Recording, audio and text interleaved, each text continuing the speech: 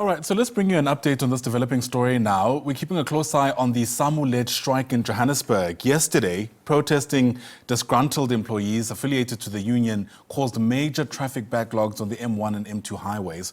Over 10,000 city workers, frustrated about paying issues, blocked important routes after their meeting with city leaders didn't resolve the problem. SABC News reporter Lerato Makola is watching the story and joins us now live. And Lerato, do we have any sense of how things might evolve today?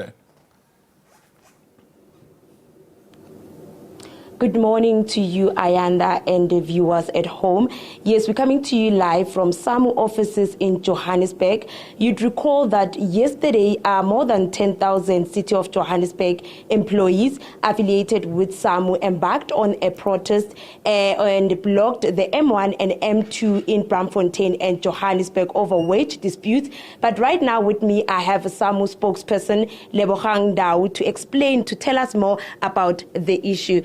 Thank you so much for your time. Can you please explain to us how long have you been negotiating about the salary and what are the employees demanding exactly? Good morning to you and good morning to all the viewers and the listeners out there. Okay, first corrections, I'm the regional deputy chairperson of SAMWU. The negotiations started, this problem emanates from 1995 when progression was stopped by the city when it was equally 2000. So what then happened in 2018, a further opportunity for the city was there to correct workers' salary, because workers' salary's problem was that they were not progressing. Once you are employed, you are stuck at entry level up until you go in pension. So in 2018, the city was then declared a category 10 municipality. But the city manager and his direct reports, instead of correcting the salaries of all the employees who were being paid at category 8, they only corrected for themselves. So everybody below the two levels was stuck in category 8. So as a result, from that point, that is why now we find ourselves that workers are saying it is unfair where the city manager and his direct reports are being paid at category 10, but the employees are being paid at category 8. So that's the challenge. So this has went on from, it's been a long time. We've had a marathon of meetings with the city. But what then triggered the whole situation was that during the process, we then, together with the city, we had a task team that could then quantify the value of what the city owes the workers. That value was 10.3 billion. So from 10.3 billion, the workers then also said to the city, because we are also residents of the city, don't want a bankrupt city, at least towards this process of benchmarking, pay something. The city then committed through a letter written by the city manager, Mr. Floyd Brink, to then say, we are going to take 961, that was reserved for 2025, 2026, then bring it forward to this financial year. But for one reason or another that you are not aware of, then the city made a U-turn and then started saying, no, that money is no longer available, the 961 million, it might be available come January, February, if ever the revenue collection is increased. So what that meant, it meant the resolution by the city council taken on the 31st of July, it was just moving the city to category 10 on paper, but not in terms of the value that will go to the money that will go to the pockets of the workers. So that's why we had a challenge. And what is the next step in terms of negotiations? Have you considered approaching CCMA?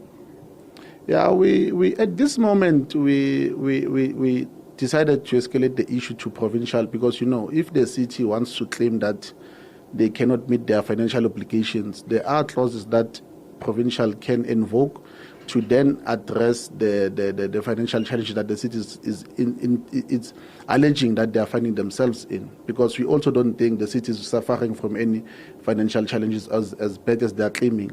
Because in the last 2 financial years, the city has actually returned money to National Treasury. So they can now say they don't have money. And currently, one of the biggest problems we are having is that there's preference to contractors. And these contractors, what you see, there's duplication of duties with the permanent employees and the contractors. So that also takes a lot from the city pockets. Have the workers gone back to work?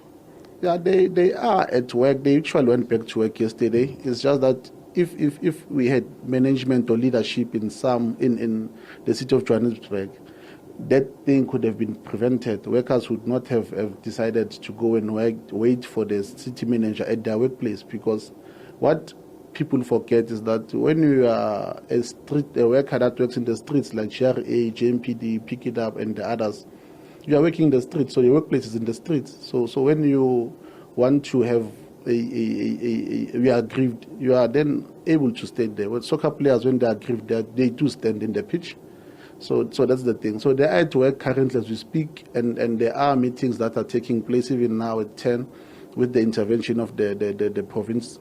So we hope the province will then at least realize that workers of the city of Johannesburg cannot continue to subsidize the city.